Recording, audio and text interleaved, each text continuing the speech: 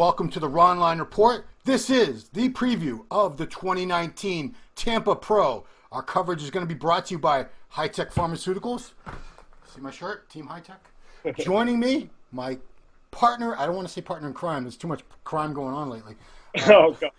Giles Thomas, all the way from the United Kingdom. How are you, sir? Very good, thank you. How are you? Very well. Giles, I wish you were coming out to Tampa.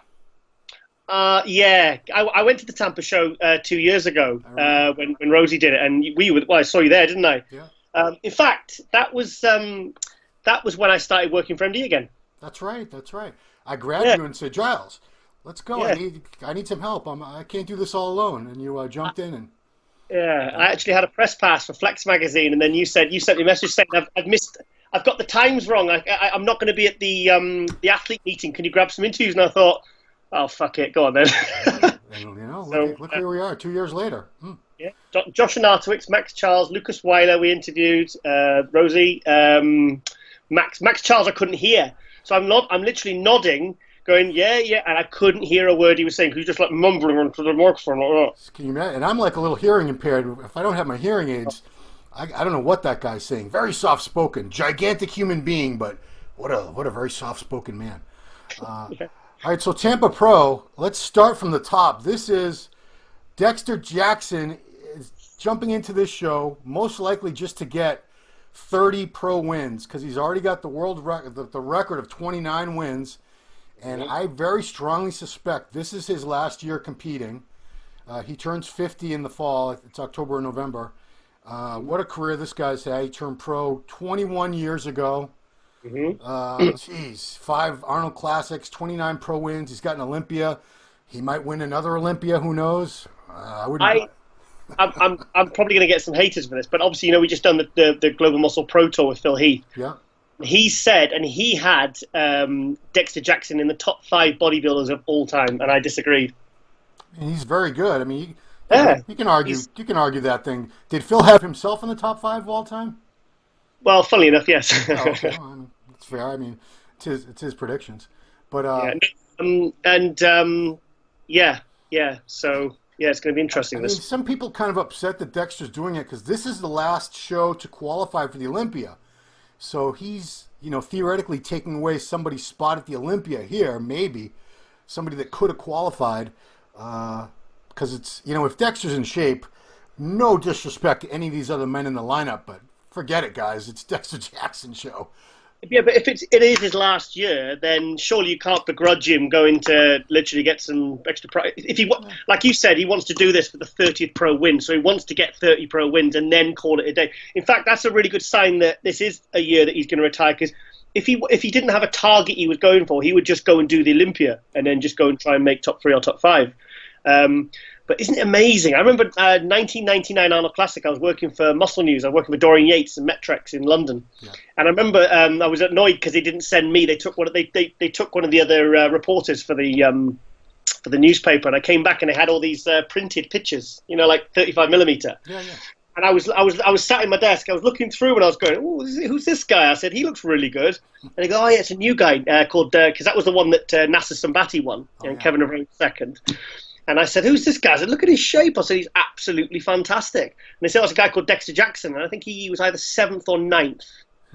And I kind of spotted, because he was only little then. He was probably only like 220 next to Nasser. He was actually next to Nasser in the lineup. Yeah. And I spotted him and I thought he was absolutely amazing. Yeah, absolutely. I think he was 7th, I think 9th at the Olympia that year. He might have been lighter because, he turned pro as a light heavyweight in 1998.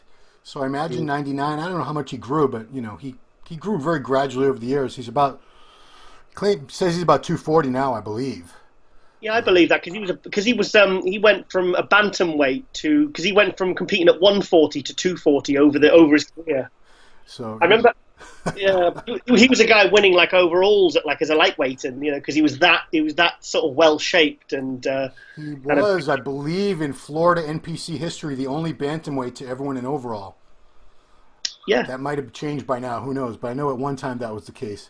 So Dexter, he's still got it. He still looks phenomenal. Everybody that's been around Venice, because he's been training at Gold's with Charles Glass, everyone says he looks incredible. I've been seeing him on Instagram and stuff, and he's still amazing. But you know why? Do you know why I think how he does it so well? It's because he takes breaks, and I think he's sensible. Like I thing is, I've seen he'll take like a full month off training every year. Yeah. I think he's very careful with his health and how he does his protocols, and I think he's one of those ones who's always done it very, very smart. He's always trained very hard and intensely, but trained very smart as well. Yeah. But it's funny because last year he said if he placed outside the top 6, he was going to retire. And last year he took 7th at the Olympia. So I remember I was sat with you and you were saying I was listening to his posing music, and I think there was something in the lyrics that made me. I said to you, and I said I think this is his last year. So for him to come back, the thing is, this is a really good year for him, isn't it? I mean, I don't want to talk about the Olympia because with everyone, with all the. I mean, I was just on Instagram and someone said, I think, so he DM'd me on Instagram and he said, because I've announced the Brandon Curry Pro Tour. And he said, so who's your top 3? He said, my top 3 is Brandon, Rowley, and Dexter. And I said, to be honest, I can't really argue with that. Yeah, I mean, and depending on how Brandon and Rowley come in, Dexter could, never say never. He could win the Olympia one more time, 11 years after he won it the first time. I don't know. No, I don't think. No. I know it's a long shot. But let's talk about Tampa because Tampa's coming up here in a couple days. So there's some more big names. We got Luke Sando, who was 3rd at the Arnold Classic, and he still does not have a qualification for the Olympia locked up. This is where he's going to hope to, theoretically, I guess, he wants to win. Maybe, he could win. Stranger things have happened, but he could get enough points here to solidify his place to the Olympia. Looking at the rest of this lineup, there's some really good names, but Luke, if he shows up looking the way he did at the Arnold, or even a little better, he's going to push Dexter. I think because I saw Luke, when we did the Phil Muscleworks Orpington, we did a seminar there, and Luke was there upstairs training. And Luke came down and he says, Phil, would you come and have a look at me and see if I can do, what was the show before? Hang on, my mind's gone blank. Portugal? Yeah, Portugal. He says, do you think I should do Portugal? And Phil had a look at him and he says, no, I don't think you should. He said, I think you should save it for Tampa. So, and I saw some pictures today and I see significant improvements in Luke's legs. Oh, wow. Yeah, there's something going on around the teardrop. There's more. It's not even like size. It's like development and kind of separation and quality, which I didn't see early in the year. It's like he's got completely different shaped legs now. So he's obviously been working really hard on them. Maybe he saw me training legs at that stage. That's probably what it was. But, saw me in AJ training legs and thought, yeah, I'll copy those guys. Actually, I'm bullshitting. We train shoulders. So that's right. Well, we all know you trained arms with Phil Heath. Everybody's jealous. We saw the footage. Yeah. Have you seen the episode yet? I've seen bits and pieces of it. I will watch the whole thing when I get a minute. But so Luke is probably most likely my choice for second place. But next up, Charles Griffin, who looked really good in Chicago. It came down to Charles and Michael Lockett, and until the announcement was made, everyone was just waiting. We had no idea which way it was going to go. Yeah. His legs could be a little bit bigger because his upper body is just so freaky thick and full. Yeah. But, man, he looked great. He looked really good in Chicago. So I assume he's going to look as good or better here. But he's on the rise. Yeah, he's very, very much on the rise. The thing with Charles, he improved so fast. But from last year, he's put on a lot of size, but it's all gone on his upper body. Yeah. Like, he was quite balanced last year. I didn't think there was a discrepancy between his top half and his lower half. But this year, all the thickness seems to have gone to his upper body. And I think his legs have grown, but I think he's just improved that much everywhere in the fullness and the roundness. I mean, he had that hands clasped, and I thought, my God, he looks absolutely phenomenal. But the legs, yeah. But, it was very close between him and Michael Lockett, wasn't it? It was. And I'm saying, it's if I were him, I'd really do whatever it takes to bring those legs up because... Yeah. These shows are tough. When it comes down to two guys who are very close or three guys who are very close, the judges have to basically find some kind of flaw to justify making one guy first, another guy second, another guy third. And you don't want to give them a reason to make you that guy that gets knocked down a spot or two. Yeah. So what does Charles have to do to get to the Olympia from this show? What does he have to get? I didn't do the math and all that on the points, but I don't really follow the point system, to be honest. I don't really either. I'm going to look like a moron now because I believe it's top 3 in the point standings are qualified to go, and that's whether they decide to go or not. So it doesn't. If you were fifth in the point standings and two of the guys who are ahead of you decide not to do the Olympia, from what I understand, it doesn't matter. You have to be in the top 3 in the points. Right. He's got to be up there, but I don't know because I'm looking at a couple other names we're going to get to in a minute. And I believe they have more points than him. Right. For instance, we'll go next to Lucas Oslado. This has been a really good year for Lucas. I would have had him. He was 4th in Chicago. I definitely would have had him higher than that. Where would you have had him? Probably third. Third. Okay. I mean, I could have even seen him fighting for second. You couldn't. I could. He's okay. He's a lot better. You know, I wasn't really a fan of this guy. I never paid a lot of attention to Lucas, to be honest with you, because he was doing these shows where the lineups were kind of weak. Like when he won the Arnold Brazil a couple years ago, it wasn't a strong show. So I just considered him somebody who was pretty good, but he was doing smaller shows, and that's why he was placing so well. But now he's up against better competition, and he's improved. He's definitely got more fullness, more thickness overall, especially in the upper body. His legs are insane. I've never seen teardrops. He's got the fastest medialis development. I posted a picture from Chicago because I was freaking out over this guy's legs.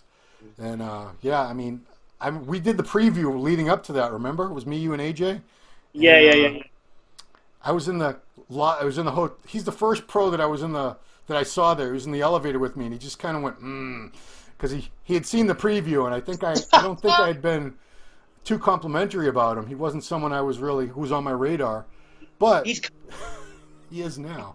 Yeah, he's kind of the best bodybuilder that we don't really talk about. Yeah. Because when you see him, I mean, I've seen him at the Olympia when the top 10 comes out and then there's the ones left, and you just think and sometimes you see him by himself, you just think, my God, this guy is so impressive. Yeah. And I don't know, it's a stage presence but he's someone who's like, I remember when he was a 212. He was he won the Toronto, didn't he, as a 212? He won a few shows. He was a very good 212, and now I don't know what he weighs now. I'm going to guess he's probably got to be about 230 by now. I mean, we're always underrating him and underestimating this guy, but he's someone that always steps up. I've never seen him out of condition. Right. He always improves. And those guys, you've just got to kind of, you can't not take your eye off them. Do you know what I mean? It's like he's so good. I mean, and he does the glute roll. Yeah, the ass roll, ass roll. The striated glutes. It's the craziest thing you've ever seen. I said to AJ, I said I want some sushi now. Now you call me ass roll. On Global Muscle, yeah, a bit of a crap joke, but I don't get it. But anyway, I said 4 times and AJ didn't laugh, so I just let it go in the end. I mean, I have no excuse. English is my native language. I should get every joke, but I don't think anyone gets my jokes. Next guy, he's definitely going to be in the running too. He just had a little Milan Shadek from Czech Republic. I believe he was a little bit off in Portugal. Didn't do that well, but yeah. I've seen him at a few other shows this year. Was he in Chicago? He was in New York. He was in Toronto, I think. Third in New York. I mean, he's come on very strong. And again, another 212. When Jay Cutler was talking about all this great talent coming out of Europe now, this is Lucas and Milan are two great examples. I don't know. He doesn't really consider the UK Europe per se. I guess it's because we're closer or something. But quickly going back to Lucas, I thought he should have won Portugal. I think maybe. 1-1 Portugal. But the thing is with Milan, he started off with a very strong start, like 3rd at New York in a very, very high-quality New York pro. Yeah. He beat De La Rosa. De La Rosa was 4th, wasn't he? Yeah. That's correct. And then he's really faded. He's faded badly. I mean, what did he get in that show the other week? It was like 7th or 8th? 7th, I think, yeah. Yeah, I mean, if you've got 3rd at the New York pro and you're looking to try and qualify for the Olympia, you need to be winning or coming top 3 at least. And it was kind of a smaller show, and he got 7th, so it's disastrous for him. So if it's a case he's committed to the show and he's having to do it, and he's going to look worse. Yeah. But I'm hoping that he can kind of pull it back at least to get. Well, he's got to be top 5, otherwise it's been a bit of a waste of time for him, because it's going from the Czech Republic all the way to Tampa. And I mean, maybe he's just trying to do it to increase his profile, but I hope he looks better. I hope he looks as good as he did at the New York Pro, because at the New York Pro he looked fucking fantastic. He looked sensational. So I just hope he's one of the, like some of these bodybuilders, like Valier, they get better with every show. With Milan this year, he's kind of got worse every show. Yeah. So I hope he can claw it back and try and because he's such an impressive physique, and he's someone that like Lucas, you just have to keep watching, because every single year he's going to get better and better, because he's a grafter. Yeah. What's grafter mean? Hard worker. Oh, okay. Last guy I want to talk about in the Open is someone that I believe you were the first one to actually pay attention to, even though I should have. He's American. This guy, Sean Smith. He's thicker than a brick shithouse, this guy. Just a mass monster. Looks like he's in great shape on the last post. So this could be somebody surprise us all and be in that first call-out. Yeah, Sean Smith. I put him in my old show, Must News Weekly. I put him in, I think, one of the really early episodes. Right. And, he's really kind of like old school, brutal, thick. I've not, because he got his pro card at the Nationals last year, didn't he? Yeah, I believe it was Nationals. I believe he was. The USA. But he got his pro card last year. He's it's his pro debut, this show. Yeah. And I've seen video, and he does look good. He hasn't got the prettiest shape, but he's just, who cares when you've got shoulders like that? Yeah. I mean, there was a picture I posted on the forum, and it does look actually photoshopped, but it's not. Everybody was saying, Giles, you got trolled. That's photoshopped. No, it's not. It's not. Look at all his pictures, guys. He looks like that in every single picture. So, I mean, his shoulders, his traps. I mean, he's ridiculously strong. He's a very smart guy as well. I like him. I think he's one that, I'd like to see him carve out a really good pro career because he's a nice guy and he's just. I think I like to see the old school thick. He hasn't built that with cable crossovers and bloody side laterals. He's really he's old. He's like a heavy deadlifter, like really. He's another Luke, like Luke Sando. That's why a lot of people like Luke is because he's just as strong as he looks, if not stronger. Yeah. But Luke's got a lovely shape, though. He's got a nice small waist, and he's Luke's kind of got the best of both worlds. He's got size and aesthetics, and he's nice tapered waist. But I'd like to see Sean Smith with a slightly smaller waist because if he could bring that in, I think it would transform his physique. But I'm very interested to see how he looks for this pro debut because he's someone I've obviously been following since he was amateur. So I was really happy when he got his pro status last year. So I'll be looking forward to seeing him. I will let you know how he looks. So we'll be doing play-by-play with. Big Mike Cox is coming. I don't know if I told you that. Oh, nice one. You can still fly me out as well if you know. It's an easy drive for Mike. Mike will be there, and I need somebody to help me out. I hate doing these things alone. It's Mike. We brought Mike in on if you remember the Tampa 2017. Yeah. We brought Mike in on the wrap up. He did a couple of interviews, and I said to him, as he's local, I said you should always have him at the Tampa show because he's very good, and he's got good insights, and he's you can't do those things by yourself. Actually, yeah, he was with me last year in Tampa, and he was tremendous resource. So happy he came down with his wife Mandy, and it's just just good to have friends around. 212 division, Zane Watson. Zane is still going. He won Vancouver. Sorry, 1 second. Is there no other names in the Tampa the Open you want to talk about, or? Personally, no. Did you have anybody? No, have you got the list? You want to read them out? Or? Nope. So moving right on. Okay. No, I mean I'm sure there's a few other good guys, but I try to cover the highlights. So these guys can all come up to me Friday and go, "You jerk! You didn't even mention me." I don't want you to have another Aaron Clark on your hands. No. Well, that was a case of to reiterate people. I did a judging wrap up at the New York Pro a few years ago with Bob Ciccarillo, and we talked about the 212. Neither one of us remembered to mention Aaron Clark, who won. He ended up winning, but it's one of those things. Or like on the other opposite, when I said, I want to interview that guy at the Arnold, and you said, who is he? I said, his name's Kamal. I think he's pretty good. He might do well. I think if he's on, he's top 3 at the Arnold. I said, in fact, he could win it. And you went, oh, go on then, Giles. Go on. I said, if you want to waste your time, go ahead. If you insist. This guy, I'm sure he's terrible. But, I'm wrong probably more often than I'm right with these things. Yeah, but the thing is, it's good when that happens because otherwise, if you're right all the time, it just means the sport's predictable. Right. So it's exciting. For me, those are the things I remember those things more when you do kind of get it wrong or you take a chance on someone and say, oh, I've got a really good feeling about this guy. And, like when I interviewed William Bonac or, like Kamal or stuff it's exciting when you sort of take a chance and think, I'm going to go with my instincts on this one. And I'm going to, and try it. And it's good. It's good. And I come back later and say, I admit I was wrong. I didn't think this guy was anything special, and he really surprised the hell out of me. So I always give credit later on when it's due. So my point is, just say there's someone not in that top 5 that turns up. Imagine, like that guy at Portugal last week, Shabad. I mean, I was following him on Instagram, and even on the pictures, he didn't even register on my radar. Yeah. And he ended up winning the Portugal. So it's exciting when stuff like that happens as well. That guy's going to the Olympia now. And, some of these guys we're talking about are much bigger names, and they're still trying to get enough points to get to the Olympia. So Zane Watson is doing the 212. Zane already has his Olympia qualification because he won Vancouver, but he had committed to a series of shows, and he's doing it, and he's holding his condition, and he's probably my favorite. Although we also have Charles Tank Dixon, who is no slouch.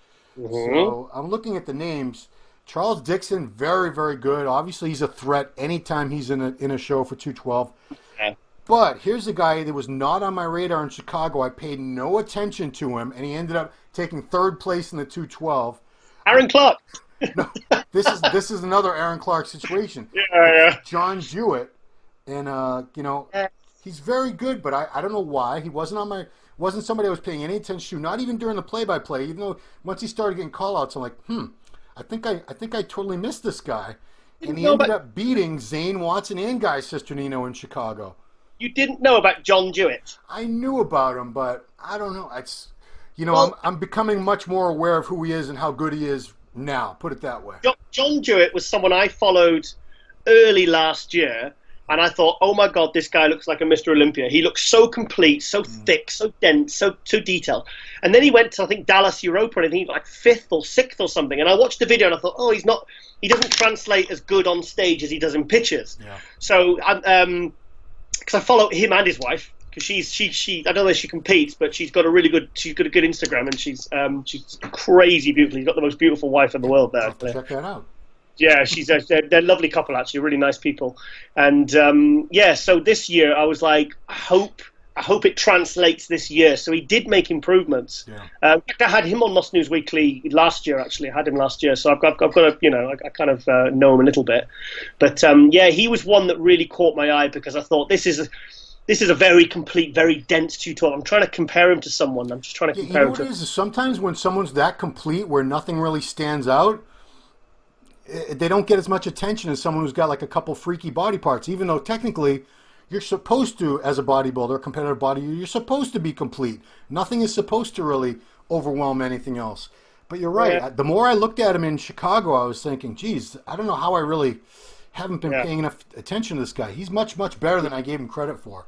He's very, very good, and I'm pleased to see that he's stepping up this year, and actually in terms of placings, because he's someone I really do rate. I really rate his physique. Have a look at his Instagram, John Jewett. I think it's John Jewett or something. Have a check it out, because he's people watching, because he's really very good. He's one. I don't know. He's quite a calm personality. Maybe he needs to put himself out a bit more, but or maybe he needs to compete more. But I mean, obviously he's having a great year this year, so he's definitely he could be a threat. I mean, I think he's got a better physique than Zane. I do. I prefer. It's more complete. He's got more size and he's more complete. And he's shorter. He's shorter. I mean, condition is what it comes down to a lot of times, and he's probably a lot sharper than he was. Chicago was 4 weeks ago already. I can't believe it was that. It's already been a month since Chicago, but he could definitely win this. I'm not counting John Jewett out ever again. Yeah. Good. I'm pleased to see him doing well this year. Actually, I'm really happy for him. And Samir Trudy from Sweden. Another guy, I love that guy's physique. When he's dialed in, when he's in shape, when he's crisp and he's got the fullness and everything going, he's as good as anybody out there. I'd put him in competing with these guys for the win as well. Let's go back to Charles Dixon. Sure. Charles Dixon lost the Arnold Classic by 1 point last year. Kamal got 22 points. Charles got 23 points. So he very nearly won the Arnold Classic, beating Jose Raymond in 4th and Dave Henry in 4th and Jose Raymond in 5th. Now Samir Trudy was 3rd place, so he beat Dave Henry and Jose. So there's two guys that really, if they're on, should be the top two based upon their previous placings. I mean, Charles Dixon hasn't really peaked since the Arnold Classic last year in the 212, because this year he did the Open because there was no 212, and I think he got like last place. But when I interviewed him at the Arnold for MD, what was he saying he was weighing? I think he didn't want to tell me. I think he hinted it was around 220, but he needs to be. No, I think he said he was 216. Oh. And he did look like 4 or 5 pounds over. So if Charles is very hit and miss at the moment. He has been for the last year. He's like, when he's on, he's like, nearly winning the Arnold Classic and beating the best guys. Or if he's off, he's like 4th, 5th, 6th. I mean, I've seen him get 5th and 6th in the last year, and for someone as good as him, that's a real step back. Yeah. So I'm thinking. I like Giles though; he's a cool guy. But sorry, who were we just talking about? Oh, Samir Trudi. Yes, Samir Trudi's had a disastrous year. Yeah. Disaster. He's been to get like 8th places and 7th places, and this is a guy that took 3rd at the Arnold Classic.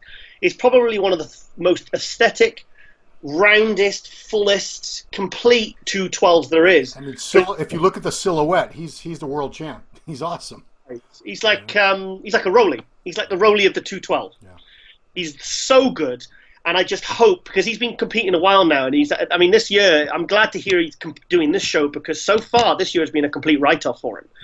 But I mean, I've seen some stuff of like 6 weeks out and stuff, and he looks so freaky and full in the like when Rowley does, like a few weeks out in the gym, he looks like all Dennis James, back in the day. You think, oh my God, how is anyone going to beat this guy? And they get on stage and it's like, ugh. Yeah. So my point is, he needed more detail from last year's Arnold Classic.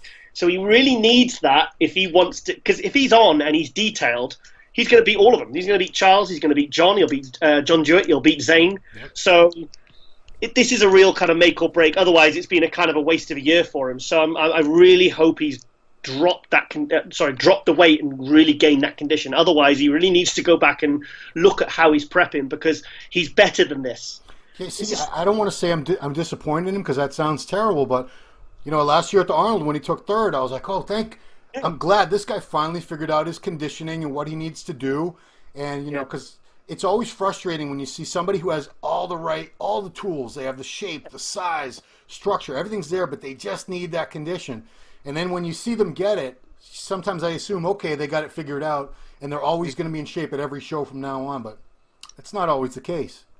Yeah, but even so, even when he got 3rd at the Arnold Classic, his condition, it wasn't so much his condition, it was his detail. There's like no muscle detail. Yeah, and it's like, so really he needs to, like when Dorian Yates used to drop that extra bit of muscle to get that granite and the real separation and the real kind of the grainy detail.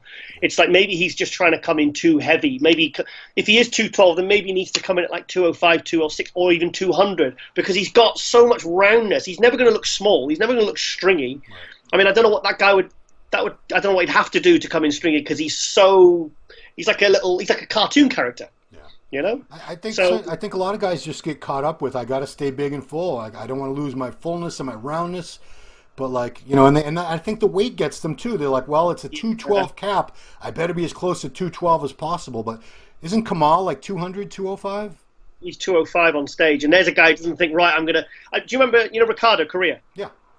Well, when he did his pro debut at Tampa in, what year was that? 2016, that would have been. Was it 2015? 2015, because Zach Khan did the Open. Yeah. He knew he'd only be like in condition around 200 maybe. Say for sake of argument, say 200 pounds. And his coach apparently filled him out on so much rice and junk food because he wanted to get him close to the 212 limit. And all that happened was he came in smooth with a wide waist.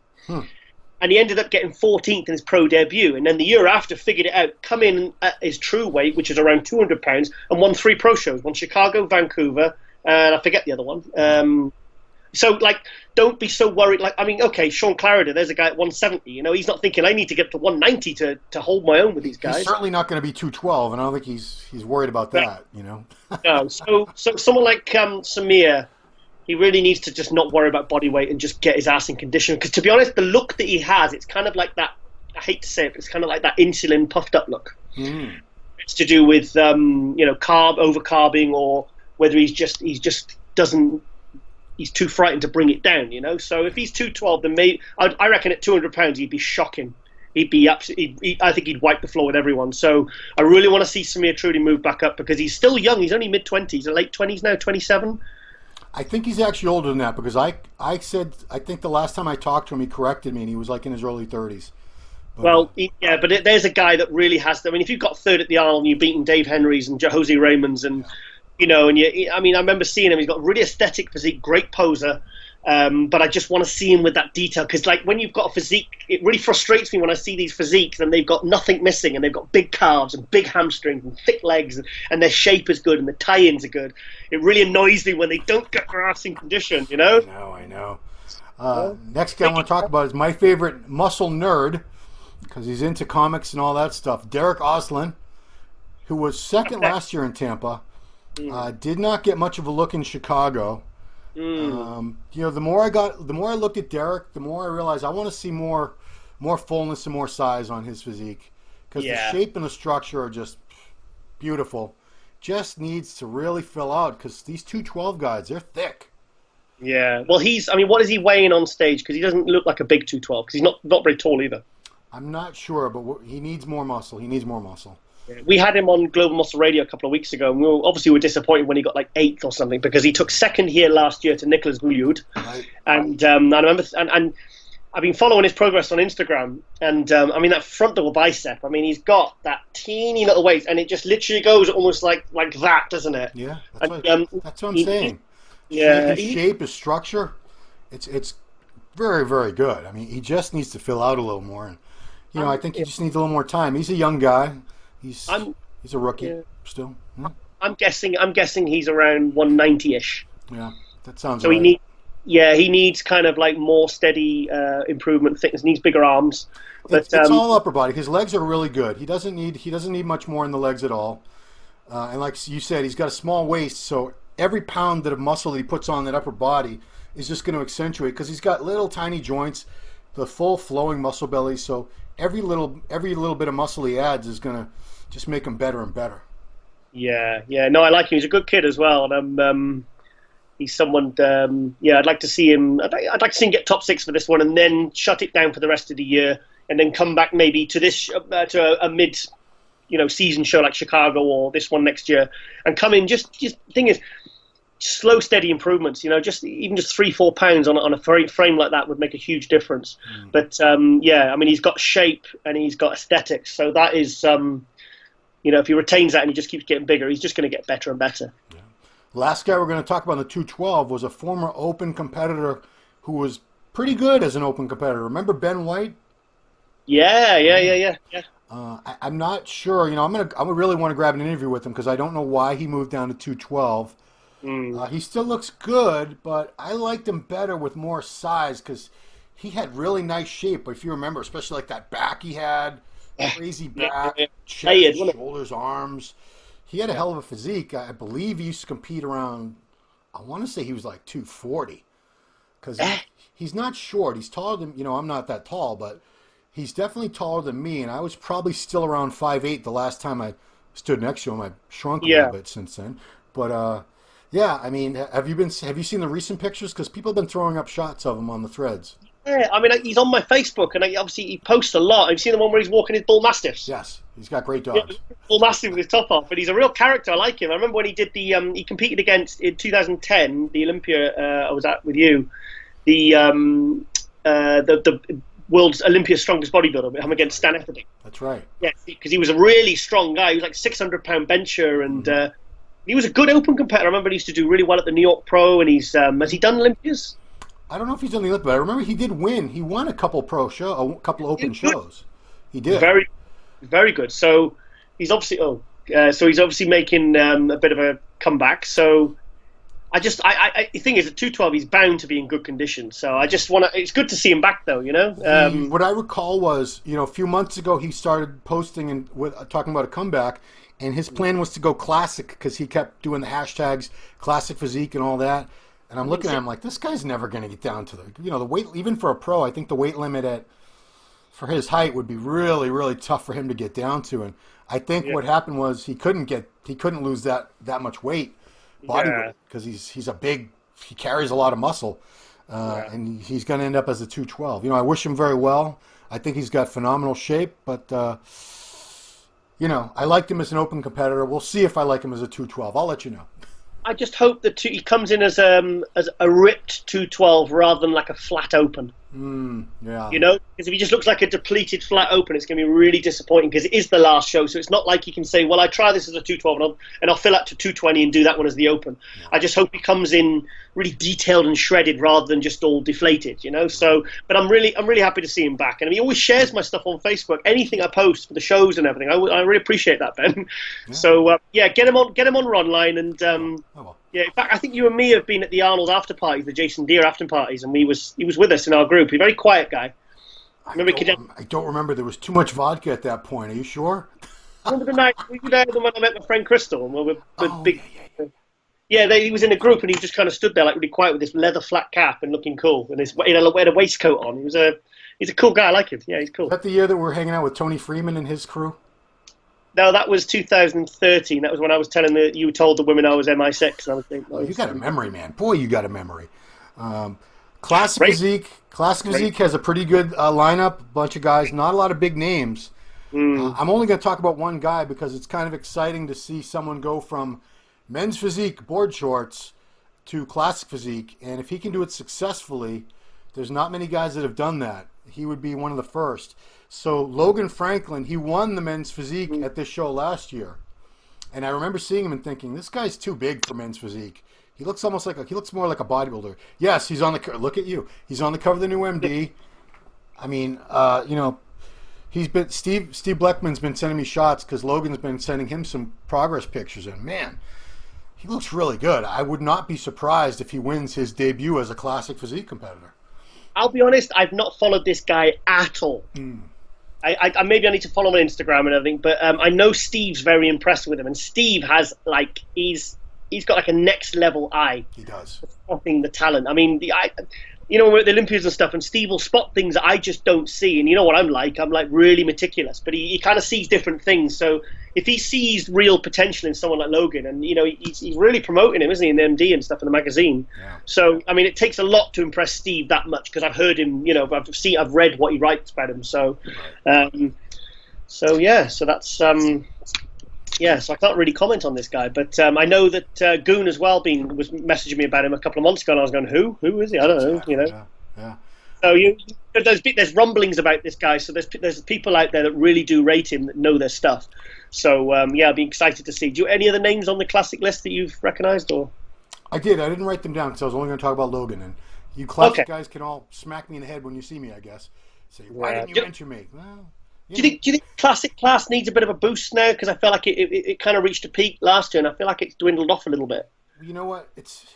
We need more. The problem is now it's the same problem that you get with the Open at times. Is the big name guys, once they qualify, that's it. They're done. Why? And, top five at the Olympia, they're automatically qualified for the next year, so they're not going to compete until the Olympia. A lot of guys qualify earlier in the season, and then we don't hear any. So you don't get many bigger names at these shows. It opens up the door for like new talent, guys that we never really heard of, to stand out and make a name for themselves. So I guess in that aspect, it's good. I mean, Brion and Chris Bumstead, they're just very little from them. Very little from them. In fact, I'm seeing more from that Keown and Arash is very good self-promoted. George Peterson's a fantastic self-promoter. I love the way he does his social media. It's very varied, and there's a guy who's really hungry to push forward. So I think we're going to see a bit of a mix-up at the Olympia this year because there's such a big influx of people coming into the Classic. I think it's going to be a good high turnover rather than seeing the same top three year in, year out, even though we've seen Brion, then Chris Bumstead, then George Peterson, the same top three at the Olympia. I want to see some new names mixing up now. I want to see a new top three this year. That's it. I'll say it. Okay. I mean, and they need to start. These guys really need to start promoting themselves and really start. And also, supplement companies really start latching onto these guys and try and promote them because that is a class that is really. It's the benefits to sponsoring these kinds of athletes is going to be really good because it's a very attainable. It's not attainable look, but it is. It's they have huge followings and they're getting. I think they're inspiring a lot more people to get into training, competing because they see someone like a Brandon or a Rowley and they're like, well, that's not even a human. That's an alien. I could never look like that. Yeah. It's too hard to fathom, isn't it? They see a Bumstead or they see a Brion, and they can't realistically, you're not going to look like that either. But they say, well, I'm 6 foot like Bumstead, and he's 230. I could get that big, and so it is more attainable. It's not that freaky, crazy, extreme amount of muscle mass. Yeah. Are you disappointed that Rami didn't do Tampa? I never thought he was going to do Tampa. I never did. Yeah. I think that was all the Rami fans were hoping and praying that he would, but come on. Hang on a minute. There's still the Lebanon Pro Show, isn't there? Lebanon. Is that an open qualifier too? Yeah. Oh, okay. Yeah. Well, maybe Rami will sneak into that one. It's probably like a 30-minute drive from. Well, actually, where is he? He's back in Is he Dubai now? I don't even know where he is anymore. I believe it was either Dubai or Egypt. He keeps going back and forth. Well, it's the same general part of the world. It wouldn't be that far for him. Short flight. Yeah. So. And also, I'm glad you mentioned Brandon Curry. Ah. Because the Global Muscle Tour has already got, you're very smart because you got this guy committed to a tour, and you might have the new Mr. Olympia. Really? This is like 2 weeks after the Olympia, right? Yeah, it's 3-4 weeks. Yeah, it's October. We fly him in on Monday, the 7th of October, and he flies back on the 14th of October. It's a shorter tour than the Phil Heath one because that 8-day tour we did with Phil Heath was absolutely amazing. But by day 7, we were dying. Didn't you just finish recovering from that tour recently? That took a week. Wow. That took a week to recover. That was literally I couldn't function. Because I did all the driving and all the organising. Because obviously AJ lives in Norway, so I had to kind of do all the logistics and everything. So we've learned a lot from that one, and we're going to apply it to this new one. I would literally before I came on here, I was emailing Brandy, his wife, because she kind of takes care of all his management and. So we're very excited. So if he wins the Olympia, that's just going to be the icing on the cake, So these Global Muscle Tours, just to get a little more info on them, are they always going to be in the UK, or have you thought about taking them all over Europe, or what? Well, we're going to do. I think we'll probably do another 2 in the UK because we're bringing. We've talked possibly about Phil coming back in January and doing a tour in London. A different sort of tour because he's such a good speaker and he wants to get into like the motivational speaking. We'll do something more tailored to that, so it's different, but all in London, so there's less travelling over 4 days. And then we're looking to we'd like to do. Should I say? Yeah, I'll say. I'd like to do one with Derek Lunsford. Okay, yeah. If he wins the 212 Olympia, we'll bring it forward because. I think we'll do like maybe a 4-day tour with him. I'd like to do one with like Antoine Valance, Zach Khan. I want to do a posing tour with Vince Taylor. Wow. To Mark Anthony and Jennifer Dory about coming over and do a posing pro tour to put classes on around the country. And because I keep going on about posing. Yes. Well, I'd posing. I thought, well, I'll do something about it then. I'll actually get off my ass and make some change. So I'll bring Vince Taylor over and you can show everyone how to pose. Yeah, because you've been bitching that these guys suck at posing, so now you're going to help. It's like moaning about politics and then thinking, well, I'll run for politics. I'll be a politician myself then and stop whining about it online. Get off your ass and do something about it. Right. So. All right. Well, that is it. So Tampa kicks off Friday morning. Tim Gardner's shows have every single division. So, and he also has Masters Pro divisions for most of these. I believe the only 2 that aren't going to have Masters are Open Men and 212. I think maybe women's bodybuilding as well. But everything else has Open and Masters over 40. So, good opportunity for some of these people to pick up some prizes and placings and everything. But I have to say, though, I think Tim Gardner is probably... I don't want to say he's the best because I don't want to upset anyone. But from the shows I've been to, I've been to his shows, and I have to say, I think he is one of easily the top 3 best promoters probably of all time. He's absolutely fantastic, that guy, and I just, if there's Tim Gardner's name on a show, I tell you, it's worth going to. Please check it out. So if you're in Florida or even on the East Coast, get to them because he puts them in really nice venues, and it's a really good, nice atmosphere and. If I lived on the East Coast, if I lived in America, I don't think I'd ever miss a Tim Gardner show. So, really good guy. Love him. And, of course, Sunday after Tampa, at the hotel is the Muscle Vodka Pool Party, which is, my 2 favorite things are muscle and vodka. So, I'm good, man. I'm good. Will you be going to that one, Ron? Oh, come on, Giles. I had my whole flight was arranged so I could go to that party. Come on. I've actually got photos of you on my phone because I got that phone just before Tampa 2017. Yeah. I've got photos on my phone of you at that vodka party. I think you were sunbathing and then drinking vodka. So. Oh, well, let's see. I think this is only the 2nd year they've had it. Okay. Well, Tim had a pool party every year. He always has some kind of party. So I remember 2017 because Josh Lenardowitz comes down to the pool and, you've never seen a human being like that at a pool party before. Yeah. Something else.